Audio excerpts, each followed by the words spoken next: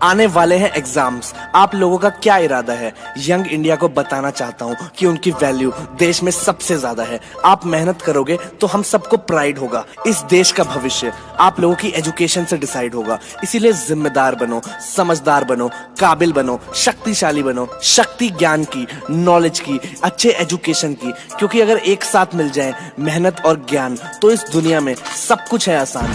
ये सुनकर pressure feel मत करना, मत होना परेशान। इस वीडियो के जरिए निकालेंगे हम आपकी दुविधा का समाधान। अपनी चॉइसेस पे अड़े रह सको, खुद को इस काबिल बनाना पड़ेगा कि अपने पैरों पे खड़े रह सको, प्रॉब्लम्स को रिपोर्ट कर सको, अपनी फैमिली को सपोर्ट कर सको, अपने सपनों की चादर को ज्ञान की डोरी से सी सको। जरूरतों के हिसाब से नहीं यार, चाहतों के हिसाब से जी सको। एक अच्छी जॉब या एक अच्छा बिजनेस कर सको और ये सब करने के बाद इस समाज में शान से जी सको। ये सब पॉसिबल है और ये सब कुछ आसान है एजुकेशन के साथ। आज से ही अपने आलस को भगा दो। एग्जाम्स आने वाले हैं यार, पूरी जान लगा दो। पूरे साल सीरियस नहीं थे, कोई बात नहीं। क्लास बंक की, कोई बात नहीं। छुट्टियां मारी, कोई बात नहीं। नोट्स नहीं बनाए, अरे कोई बात नहीं यार। सुबह का भूला अगर शाम को घर वापस आ जाए तो उसे भूला नहीं कहते। एंड ट्रस्ट मी, अभी भी देर नहीं हुई है। मेरे 10th के प्री बोर्ड्स में 29% आए थे। 4 सब्जेक्ट में फेल हुआ था और मैथ्स में तो सिर्फ 3 नंबर आए थे। 20 दिन बाद बोर्ड्स के एग्जाम थे। पापा ने बोल दिया था कि 1 साल ड्रॉप करवा दो इसका।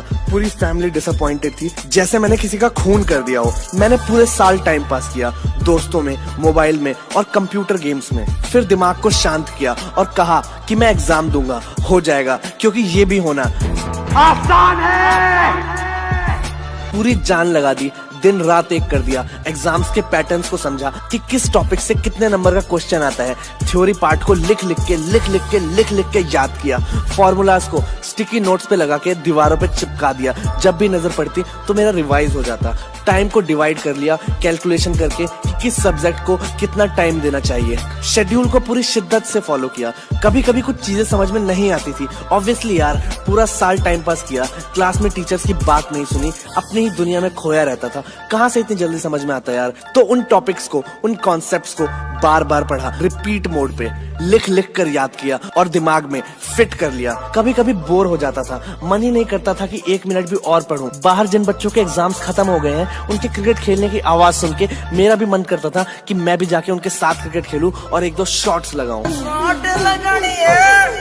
कुछ टीवी शोज थे जिनको मैं रेगुलर फॉलो करता था। उनके बारे में भी विचार आते थे कि अभी क्या चल रहा होगा उसके अंदर। लेकिन फिर भी जबरदस्ती अपनी इच्छाओं को मार के और ये सोच के कि बस 20-25 दिनों की बात है, फिर तो ऐश मारूंगा 1-2 महीने के लिए, बस इसी मोटिवेशन के साथ पढ़ता रहा। 2 महीने बाद रिजल्ट आने से पहले मैं हो रहा था परेशान, लेकिन लोग हो गए हैरान। 81% मार्क्स। उस टाइम 10th में ग्रेड का सिस्टम नहीं था। सोशल साइंस में 86, बस साला मैथ्स में 69 आ गए।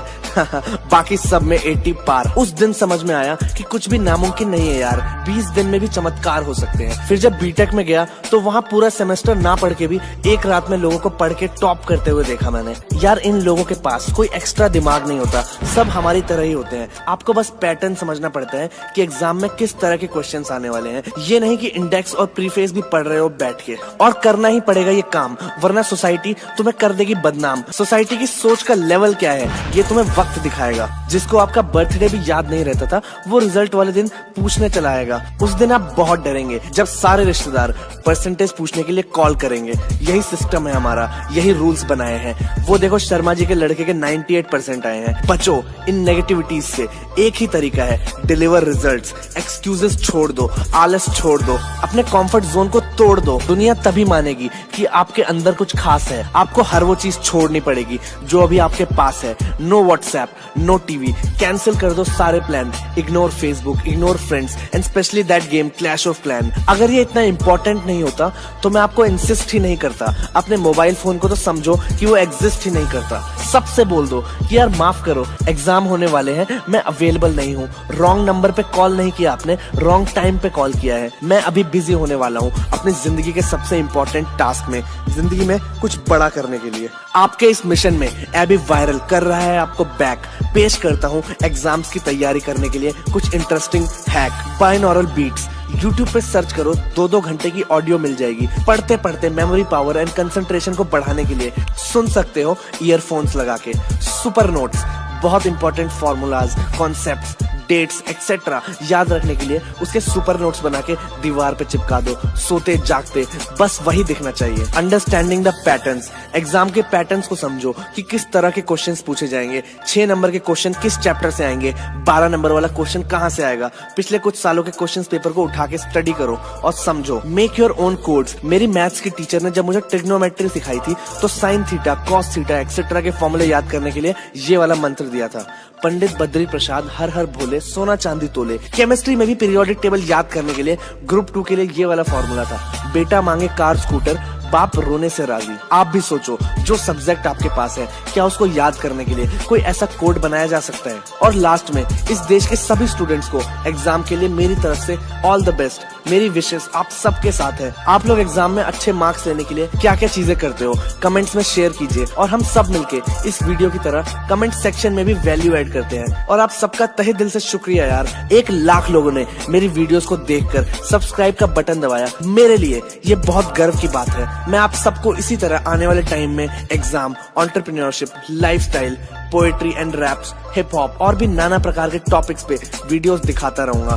पहली बार देख रहे हो तो सब्सक्राइब करो। और एग्जाम्स आने वाले हैं सबके, इस वीडियो को जितना हो सके हिंदुस्तान के सारे स्टूडेंट्स तक शेयर कर दो। फैला दो पॉजिटिविटी यार, अच्छा लगेगा। अपना इंडिया ग्रेट बनेगा। और पॉजिटिविटी से खुद को घेरे रखने के लिए बेल आइकन को दबाओ। इसी के साथ